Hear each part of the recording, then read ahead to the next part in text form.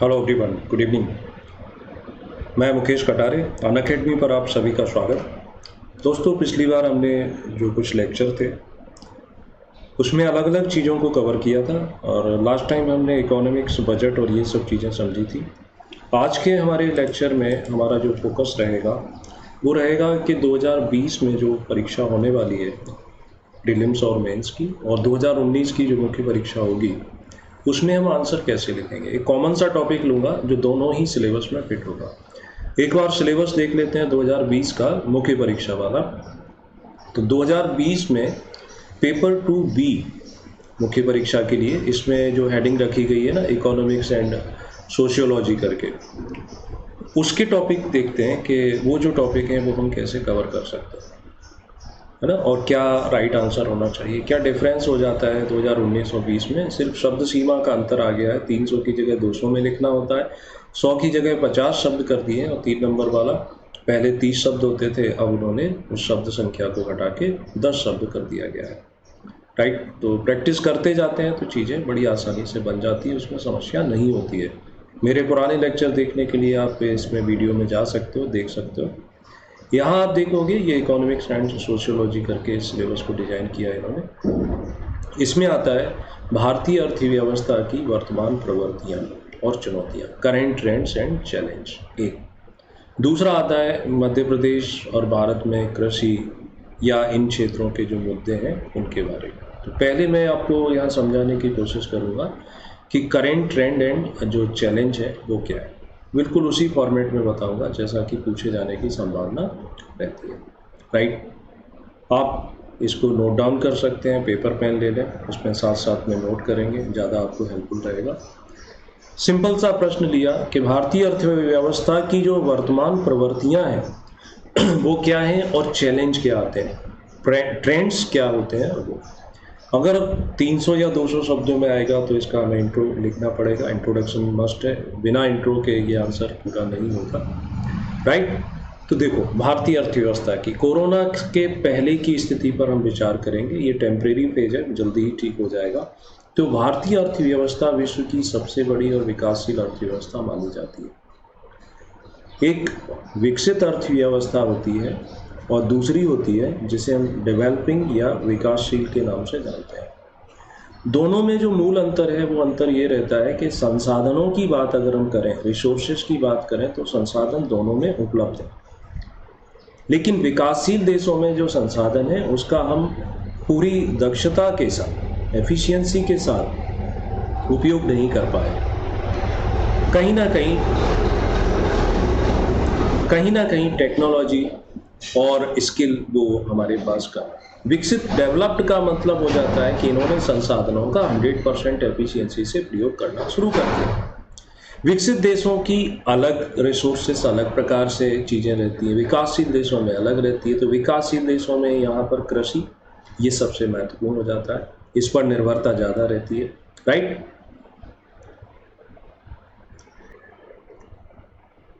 जबकि विकासशील देशों में कृषि पर इतनी निर्भरता नहीं रहती। वहाँ पर मैन्युफैक्चरिंग सेक्टर और सर्विस सेक्टर ये ज़्यादा ग्रोथ करते हैं। अर्थव्यवस्था के 3 सेक्टर होते हैं, एक एग्रीकल्चर, दूसरा इंडस्ट्री और तीसरा जिसे हम सेवा क्षेत्र कहते हैं।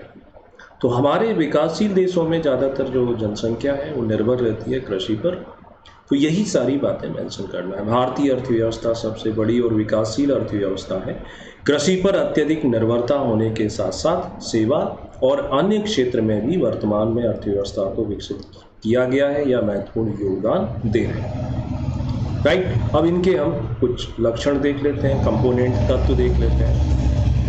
पहला, कृषि पर आधारित भारतीय अर्थव्यवस्था है। तो कृषि पर आधारित, जब देश आज़ाद हुआ था उस समय जीडीपी में एग्रीकल्चर का जो कंट्रीब्यूशन था वो ज़्यादा था। अब धीरे धीरे कम हो गया है, अब लगभग 14% के आसपास रह गया है, जो कि पहले 60 से आसपास था। लेकिन इसका अर्थ ये नहीं होता है कि हमारी एग्रीकल्चरल इनकम कम हो गई। ये वॉल्यूम बढ़ गया, साइज बढ़ गया। पहले अगर हम 100 रुपये कमाते थे तो अब हम 1 लाख कमाते हैं। तो 100 रुपये में पहले 60 रुपये इनकम थी कृषि की, अब 1 लाख में 14%। अगर ऐसा करोगे तो वो भी बड़ा अमाउंट हो जाता है ना। तो साइज बढ़ गया, तो कृषि पर आधारित है। दूसरी हमारी अर्थव्यवस्था की विशेषता है निम्न प्रति व्यक्ति आय, लो पर कैपिटा इनकम। जो हमारे देश की राष्ट्रीय आय होती है उसको यदि हम जनसंख्या से डिवाइड कर दें तो जो हमें प्राप्त होता है उसे हम पर कैपिटा इनकम, प्रति व्यक्ति आय के नाम से जानते हैं। ये कम है। ये कई सारे देशों से, विकासशील देशों में भी हमारे पास इतनी नहीं है। रीजन है कि हमारी जनसंख्या देश की ज़्यादा है। तो निम्न प्रति व्यक्ति आय, लो पर कैपिटा इनकम। नेक्स्ट आता है विस्तृत भौगोलिक क्षेत्र। जियोग्राफिकल जो एरिया है वो काफ़ी बड़ा है। विश्व में हम 7वें नंबर पर आते हैं। ये भी एक लक्षण है हमारी अर्थव्यवस्था का। प्लस हमारे यहाँ जातिगत विविधता, अलग अलग जातियों के लोग पाए जाते हैं, अलग अलग धर्म के लोग पाए जाते हैं। तो कल्चरल एंड रिलीजनल वाइज जो डाइवर्सिफिकेशन है ये भी यहाँ की विशेषता हो जाती है। फिर लक्षण है कि जो हमारे तरीके हैं जो हमारे तरीके हैं वो आज भी एडवांस नहीं है उत्पादन के, मैन्युफैक्चरिंग के। तो अब जो ट्रेंड है उसको हम लिख सकते हैं कि विशेषज्ञों के अनुसार वर्तमान जो प्रवृत्तियां हैं उनको हम निम्न तरीके से देख सकते हैं। उनको हम ऐसे करके पहचान कर सकते हैं, अध्ययन कर सकते हैं। राइट, देखो पहला आता है, पॉइंट्स बना सकते हैं आप। पॉइंट्स में लिखना स्टेट पीएससी में ज़्यादा अच्छा रहता है कि क्रय शक्ति की दृष्टि से, क्रय शक्ति परचेजिंग पावर जैसे हम कहते हैं, परचेजिंग पावर पैरिटी, उसकी दृष्टि से विश्व की तीसरे नंबर की बड़ी अर्थव्यवस्था है ना, third largest economy of world. 91 में जो सुधार हुए तो 2017 तक हमेशा हमारे देश की जो इकोनॉमिक ग्रोथ रेट थी वो 6 से 7% रही। इस ईयर में फिर डाउन हो रही है। एक ईयर बीच में आया था 2014 का जब कम हो गई थी। तो ये क्या है? ये एक सिम्टम्स है, ये एक लक्षण है, एक सूचक है कि हमारी अर्थव्यवस्था ग्रो कर रही है, आगे की ओर बढ़ती जा रही है। राइट, चीन को हम पीछे छोड़ते हुए तेजी से वृद्धि करने वाली अर्थव्यवस्था है। ग्रोथ रेट हाल ही के कुछ समय को अगर हम छोड़ दें तो कहीं ना कहीं हमारी रफ्तार ज़्यादा तेज थी और चीन की रफ्तार इतनी तेज है भी नहीं। इसीलिए कोविड-19 को लेकर के जो कॉन्स्पिरेसी थ्योरी है वो चलती है कि अमेरिका और चीन के द्वारा शायद अपनी इकोनॉमी को रफ्तार देने के लिए ये कुछ ऐसा छोड़ा गया। अभी आप देखते हो ना, कई सारे वीडियो आते हैं, वो कहते हैं कि कोरोना कोई महामारी नहीं है, ये तो साजिश है। नॉर्मल ट्यूबरक्लोसिस से बड़ी संख्या में भारत में लोगों की मौत हो जाती है, इससे तो डेथ रेट बहुत कम है। क्या सच क्या झूठ, ये तो आगे जब जैसे जैसे समय बीतता जाता है तब फैक्ट सामने आते हैं। तो चीन को पीछे छोड़ते हुए तेजी से वृद्धि करने वाली अर्थव्यवस्था है। सर्विस सेक्टर, सेवा क्षेत्र, 3 सेक्टर मैंने बताए थे ना, एक एग्रीकल्चर, दूसरा मैन्युफैक्चरिंग और तीसरा, तो यहाँ पर मोर देन 9% की ग्रोथ रेट, ये बड़ी ज़्यादा ग्रोथ रेट हो जाती है। 9% ग्रोथ रेट। पिछली बार अगर 100 रुपये कमाया था तो इस बार 9% मतलब 109, और फिर 109 का 9%। विश्व के अग्रणी सूचना प्रौद्योगिकी निर्यातकों में शामिल, यानी आईटी सेक्टर के जो एक्सपोर्ट हैं, एक्सपोर्ट में हम लीडिंग जो कंट्रीज हैं, लीडिंग जो नेशंस हैं, उस लिस्ट में अपना स्थान रखते हैं। पुराने डाटा 2017 के, अच्छा इकोनॉमिक्स में इतने पुराने डाटा भी चलते हैं, लेटेस्ट डाटा उतनी जल्दी अपडेट नहीं हो पाते, बट चलेगा क्योंकि आप तो उस ईयर के बारे में फैक्ट बता रहे हो ना। 2017 में 150 बिलियन US$ का राजस्व हमें प्राप्त हुआ था, और ये आपकी ड्यूटी है, नए डाटा कलेक्ट करके उसको ऐड कर देते हैं, वेल एंड गुड। विश्व का दूसरा सबसे बड़ा स्टार्टअप हब, स्टार्टअप ये हब मतलब एक प्रकार का केंद्र, अलग अलग प्रकार के इनोवेटिव आइडियाज जो हैं विश्व में भारत में सबसे ज़्यादा युवा आबादी वाला देश है हमारा देश भारत। ये बड़ी अच्छी बात है क्योंकि जापान जो कि एशिया में बहुत ज़्यादा एडवांस कंट्री था, वो अब कैसा हो गया, वो पिछड़ गया। क्यों? बुजुर्गों की संख्या ज़्यादा है, अब उसमें युवा एनर्जी का पावर हाउस होते हैं।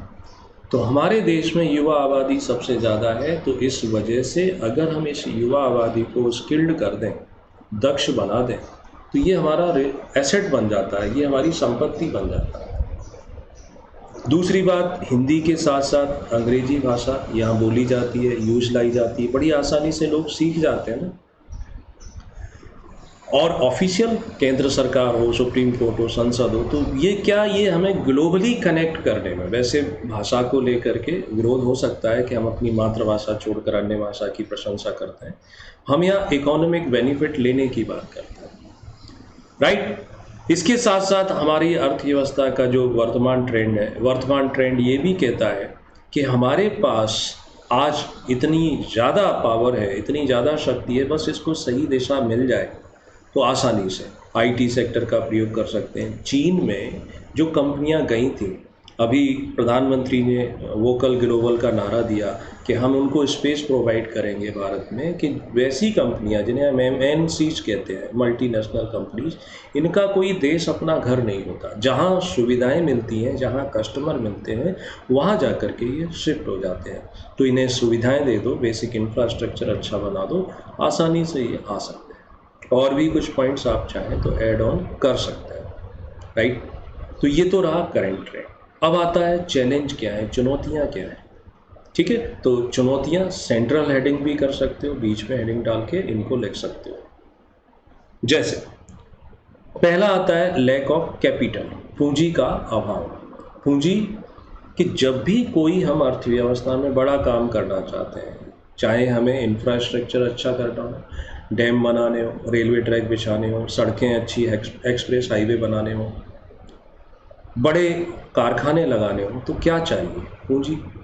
पूंजी का अभाव है, पूंजी निर्माण की कमी और प्रति व्यक्ति उपलब्ध पूंजी या कैपिटल फॉर्मेशन, लोगों को जितनी सैलरी यहाँ पर मिलती है उसमें सेविंग का जो रेशियो है बहुत कम है, तो वो निवेश के लिए पर्याप्त नहीं है।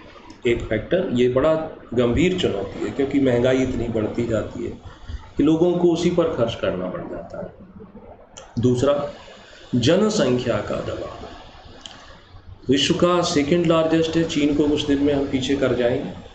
तो जब इतनी बड़ी आबादी जो है, जिसकी दशकीय वृद्धि दर 10 साल में 20% की रफ्तार से ये आबादी बढ़ जाती है, तो आबादी बढ़ना मतलब प्रॉब्लम क्रिएट करना। क्यों? इन सब लोगों के लिए खाद्यान्न चाहिए, फूड ग्रेन्स, रोजगार सभी को मिल नहीं पाता है, तो रियायती दरों पर राशन कार्ड बना के BPL उस तरीके से आपको बांटना पड़ेगा, तो इससे सरकार का घाटा बढ़ जाता है। जो उन्हें खाद्यान्न मिलता है वो न्यूट्रिशंस की कमी होती है, पोषक तत्वों की कमी होती है, पीने के पानी की कमी है, साफ सफाई, स्वच्छता, प्रदूषण, हमारा जो जीवन स्तर बहुत ही एक लो लेवल का रहता है ना, निम्न स्तरीय जीवन स्तर रहता है। जितनी जनसंख्या उतने डॉक्टर नहीं, उतने हॉस्पिटल नहीं, उतने बेड की कमी रहती है, रिसोर्सेज नहीं। ट्रेन में जाओ तो धक्के खाते हुए जाते हो, सड़कों पर निकलो तो मेला निकलता है। तो बढ़ती हुई जनसंख्या का दबाव, और ये बहुत बड़ा चैलेंज है अपनी इकोनॉमी को ग्रोथ करने के लिए, ये एक बड़ी समस्या है। तो इसलिए इसको नियंत्रित करना पड़ेगा।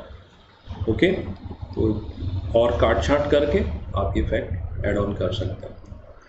अगला आता है चैलेंज है आधारभूत ढांचा, जिसे हम इंफ्रास्ट्रक्चर कहते हैं। इंफ्रास्ट्रक्चर बेसिक चीज़ें, बिजली है ना, पानी, सड़क, सीमेंट, ये सब चीज़ें जो रहती है, शिक्षा, स्वास्थ्य, तो ये सेवाएं जो हैं इनमें बड़ी समस्या है, इनमें हाईली रिफॉर्म्स की ज़रूरत है।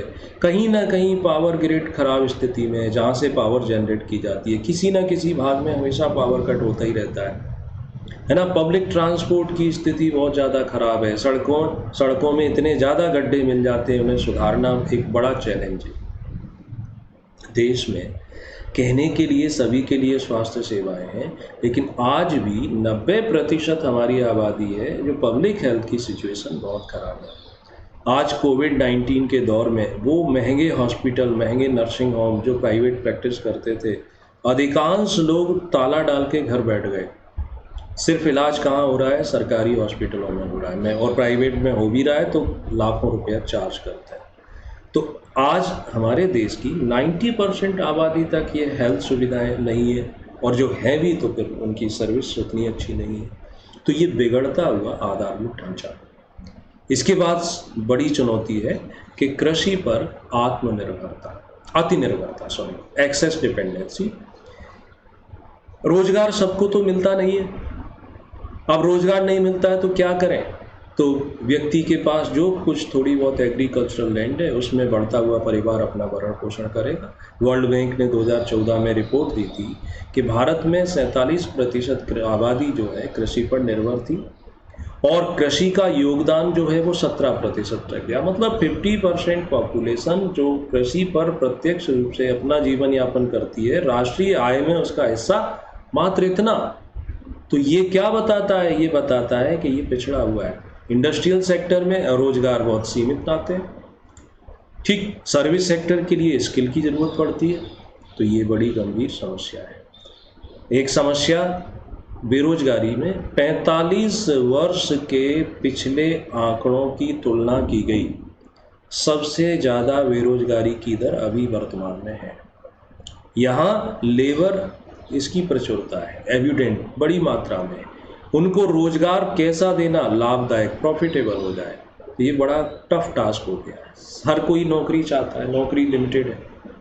नौकरी के अलावा क्या काम करोगे? तो कुछ करने के लिए स्किल होना चाहिए ना। एजुकेशन सिस्टम इस प्रकार का बना नहीं है भी तो उसको लोग प्रैक्टिकली फॉलो नहीं करते हैं, सिर्फ डिग्री लेने में बिलीव करते हैं।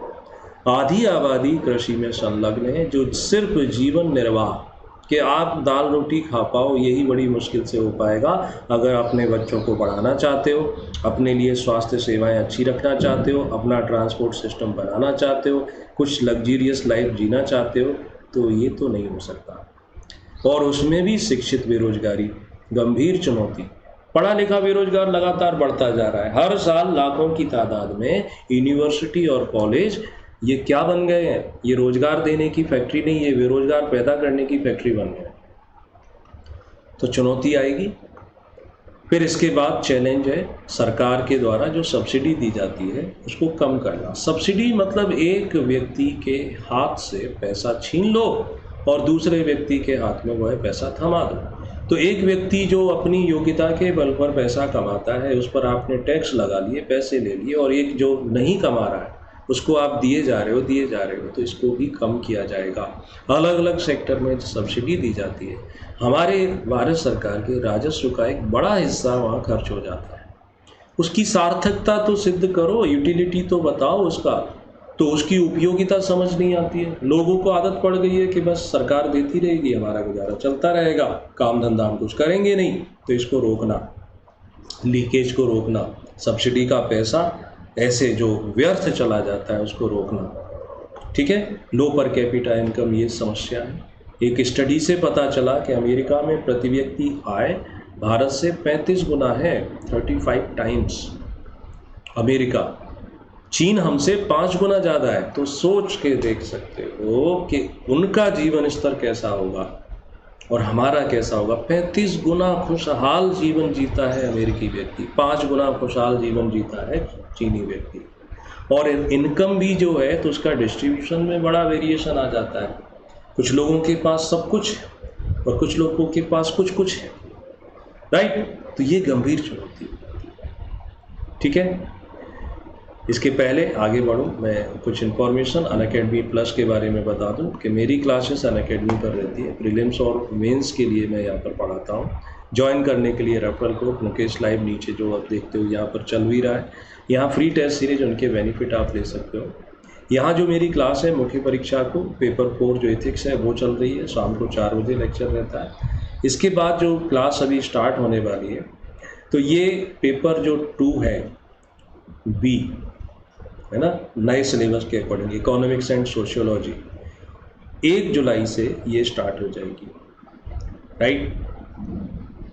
60 लेक्चर है इसमें, इसको आप कर सकते हो। 12 जुलाई से मैं यहाँ पर पॉलिटी लक्ष्मीकांत आधारित मुख्य परीक्षा के लिए ये तैयार कराऊंगा, ये ज्वाइन कर सकते हो। देन आगे फिर जियोग्राफी और साइंस वो पढ़ाऊँगा अनअकैडमी पर मात्र ओनली 17 रुपीज़ पर डे।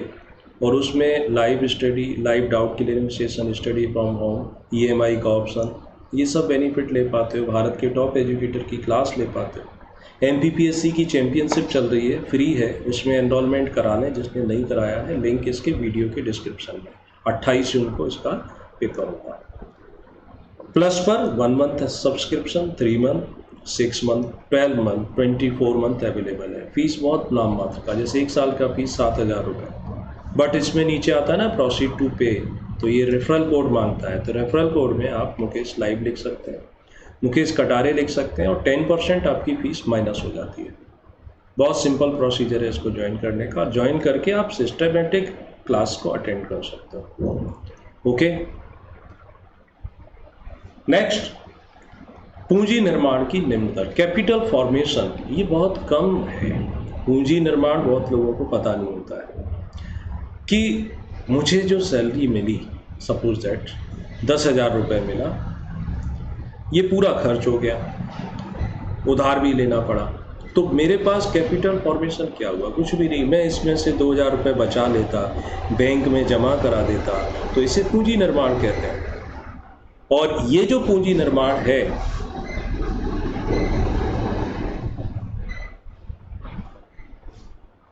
यही पूंजी निर्माण देश में निवेश के रूप में काम आता है। ठीक है, तो 14% अगर नहीं करेंगे कैपिटल फॉर्मेशन, तब तक देश हमारा विकासशील से विकसित में नहीं कन्वर्ट हो सकता। अगली समस्या है निम्न स्तर की तकनीक। हमारी टेक्नोलॉजी जो है, जो एडवांस नहीं है कई सेक्टर में, क्योंकि नई टेक्नोलॉजी के लिए पैसा चाहिए, रिसर्च करना पड़ेगा, और पैसा होता तो फिर बात ये लगती, यानी तो हाई लेवल के उस स्किल, कौशल की आवश्यकता पड़ती है। तो भारतीय अर्थव्यवस्था में उसका अभाव है। लोगों को EVM पे वोट देने के लिए कितनी ट्रेनिंग दी जाती है, तब तो वोट डाल पाते हैं, और टेक्नोलॉजी का उपयोग करके कुछ करना बहुत मुश्किल हो जाता है ना, ये चैलेंज है। फिर परिसंपत्तियों का दोषपूर्ण वितरण है ना, दोषपूर्ण यानी जो एसेट हैं, भारत में 1% लोगों के पास 58% एसेट है, और 70% आबादी हमारी आज साफ शुद्ध पेयजल मिलने के लिए भटक रही है। तो कितना ये विसंगति है। करप्शन, ये तो इसके बिना तो चर्चा हमारी अधूरी रह जाएगी ना। बिना करप्शन के कैसे हम अपने पॉइंट को समझा पाएंगे। आज सरकारी क्षेत्र हो चाहे प्राइवेट हो, हर जगह करप्शन बढ़ता जा रहा है, और करप्शन अर्थव्यवस्था के लिए नुकसान, क्योंकि ये नियमों को तोड़ता है, व्यवस्था को गंभीर रूप से खामियां, त्रुटि उपलब्ध कराता है। तो इसको समाप्त करना एक बड़ा चैलेंज है। ओके, ये जो है मैंने आपको मात्र 2 पेज है ना, लैंडस्केप मोड में ये है, इस वजह से इतना बड़ा दिख रहा है। ये बिल्कुल परफेक्ट आंसर हो जाता है। थोड़ा सा जब आप हैंड रिटन लिखते हैं तो यहाँ तो देखो कितना गैप है बीच बीच में, इस वजह से। तो बिल्कुल एक आइडियल आंसर है जिसका आप उपयोग कर सकते हो। क्वेश्चन अभी ख़त्म नहीं हुआ। बिना कंक्लूजन के आपको पूरे नंबर नहीं मिलेंगे, है ना। बहुत सारे लोग बताते होंगे अपने अपने तरीके से, बट रियलिटी में आंसर राइटिंग कैसे किया जाता है बहुत लिमिटेड लोगों को पता है। मैंने तो जो आयोग ने चेक की हुई है कॉपी, वो भी दिखाई थी कि कैसे मार्किंग करते हैं। ठीक है, तो फाइनली अब हम इसका निष्कर्ष लिख सकते हैं। मूल्यांकन अलग तरीके से लिखा जाता है, इवैल्यूएशन अलग और निष्कर्ष अलग होता है। तो यहाँ मूल्यांकन आप कोशिश करना लिखने की, तो निष्कर्ष आपका होता है अपना, और आपका निष्कर्ष, इसमें भी बड़े डाउट रहते हैं, बहुत सारे बच्चों के रहते हैं कि मुझे निष्कर्ष लिखना नहीं आता है, कैसे लिखें इसमें। तो निष्कर्ष पॉजिटिव होना चाहिए, ये बात ठीक है, लेकिन निष्कर्ष संदेश देते हुए भी हो सकता है। मैसेज छोड़ सकते हो ना कि चूँकि ये क्या था, ये हमारी अर्थव्यवस्था पर है, तो आप बता सकते हो, अचीवमेंट भी बता सकते हो, लास्ट में कुछ कमियां हैं उन्हें दूर करने के बारे में भी बता सकते हो। ठीक है, तो निष्कर्ष रूप में कह सकते हैं कि विश्व में भारतीय अर्थव्यवस्था एक उभरती हुई, तीव्र गति से बढ़ने वाली अर्थव्यवस्था है, लेकिन इसे विकसित अर्थव्यवस्था बनाने के मार्ग में अनेक चुनौतियां भी हैं। उनको दूर किए बिना इस लक्ष्य को प्राप्त नहीं किया जा सकता। ये बड़ा ही सिंपल, साधारण सा निष्कर्ष हो जाता है। आप और भी तरीके से बात कर सकते हो, है ना। आप लिख सकते हो, उपरोक्त अध्ययन से स्पष्ट होता है कि वर्तमान वैश्विक दौर में भारतीय अर्थव्यवस्था विकासशील से विकसित बनने की ओर अग्रसर है, लेकिन इसके लिए समुचित इंफ्रास्ट्रक्चर यानी आधारभूत संरचना, मानवीय संसाधन का स्किल डेवलपमेंट यानी कौशल विकास और सहयोगपूर्ण या जन सहयोग आवश्यक है। ये भी हो सकता है। तो इस प्रकार से आप एक परफेक्ट आंसर बना सकते हैं। 19 में 3 पेज तक चले जाएंगे, 19 की मुख्य परीक्षा में थोड़ी चीज़ें और बढ़ा देंगे, और 20 में हम 2 पेज में अपने आप को कन्फाइन कर देंगे। वर्ड लिमिट का मतलब 200 लिखा है तो 200 का आप 180 में भी आंसर दे सकते हो, 220 में भी दे सकते हो, लेकिन 200 का 300 में देना ठीक नहीं होता है। 300 पूछा है, आप 280 70 तक दे दो, 310 20 तक दे दो, लेकिन उसका आंसर आप 500 में दो तो वो भी उचित नहीं होता। कहीं ना कहीं आपका कोई ना कोई क्वेश्चन छूट जाता है। क्लियर है ये बात? ठीक। अगला टॉपिक जो हमारा है कि मध्य प्रदेश और भारतीय अर्थव्यवस्था में कृषि का महत्व, इम्पोर्टेंस ऑफ एग्रीकल्चर, या तो मध्य प्रदेश के संदर्भ में पूछेगा या भारत के संदर्भ में पूछेगा, दोनों से पूछेगा। अगली बार जब मैं क्लास लूँगा तब ये कराऊंगा। ओके, सो वीडियो लाइक कर दें, चैनल सब्सक्राइब कर लें। कोई डाउट है तो कमेंट कर सकते हैं, उस कमेंट को अगले लेक्चर में मैं ऐड ऑन कर दूँगा। राइट, और अनअकैडमी ज्वाइन करने के लिए सिंपल ये कोड याद रखें, मुकेश कटारी या मुकेश लाइव, वो आप ज्वाइन कर सकते हो। So good luck.